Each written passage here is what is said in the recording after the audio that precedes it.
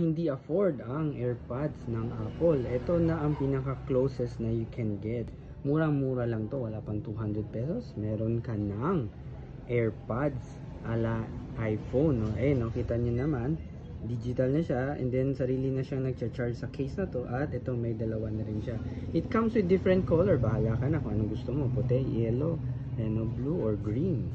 Gustuhan ko dito, compare sa mga ibang AirPods dyan, ito na yung closest you can get sa isang iPhone na AirPods. Ayun, no, kita nyo, iba-ibang kulay na siya. Pili ka na lang ng gusto mo, and then madali lang din siya buksan. Ito, buksan mo lang yung cover, buksan mo lang yung cover, and then kunin mo lang siya.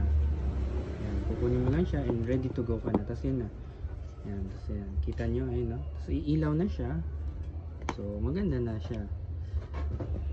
Yung sounds din niya, maganda ang bass niya. At yun. And then, pag binalik mo siya, ayan, mag-iilaw ulit siya para makita mo na nag-charge siya. Ayan, makikita mo din yung left and right. Nakasulat siya dyan.